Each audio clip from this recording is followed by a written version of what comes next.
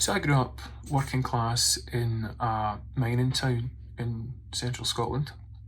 I started school the same year that the miners' strikes came to an end, and obviously the work landscape was going through lots of change, but I was oblivious as a wee boy.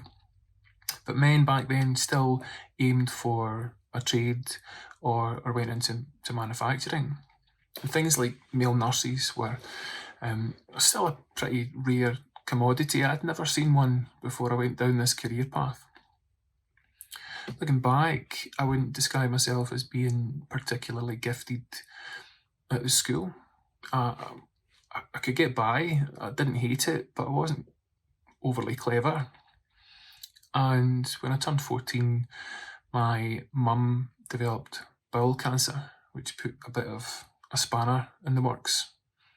There was lots of hospital appointments and nurses and doctors, chemotherapy and build-up drinks.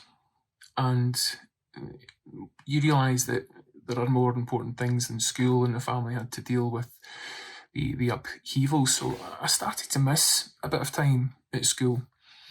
And if you miss enough time at school, it becomes really difficult to go back. You know, the world moves on without you.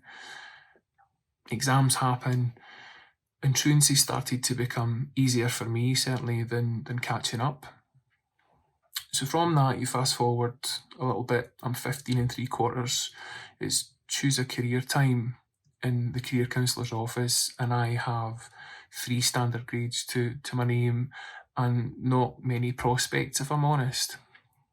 Now, to their credit, they pointed me in the direction of an SVQ in social care.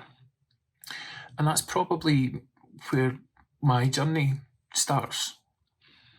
I love the college and the SVQ structure. I think that it was more grown up than school, and everybody was there because they wanted to be there, they wanted to learn and look for a career. And the way it was taught in this really kind of simple and practical way that helped me fill in the blanks, the gaps that I'd missed with school. And I was the only boy in a class of 20 teenage girls, which was probably a benefit and a hindrance. I started to get some work, practical experience in the local nursing home around the corner. So here I was, this kind of gangly 16-year-old boy, learning to shave elderly residents long before I had a whisker on my own chin. But I loved it. And I took pride in the work and my connection with these residents. And essentially, I grew up in nursing homes, and the experience that I accumulated here doing care in that way gave me this absolute amazing foundation to build a career on. No, at the time, but it did.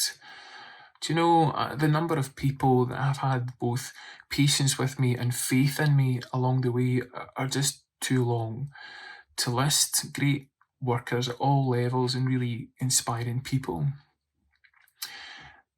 So over the years, I went from my SVQs to a nursing degree, and then eventually a master's degree, and I trained as a nurse endoscopist. And I worked with the same people that cared for my mum.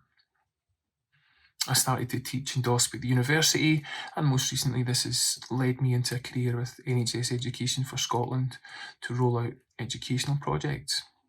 So I've done not bad from the SVQ. Now, my mum survived the bowel cancer, but she died of complications of a stroke a couple of years ago now. And we have our chats, and she always told me that she was so proud of the achievements and what I had become. I've had a really rewarding and enjoyable career.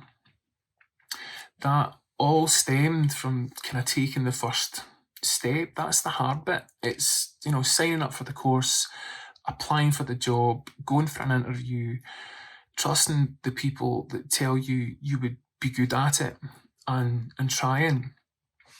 It's supposed to feel scary and awkward, uncomfortable.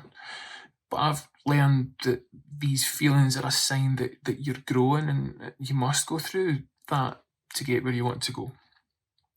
And in the 26 years since the nursing home, I've never heard a single soul say that they regret taking the step. And if that daft, awkward laddie can do it, so can you.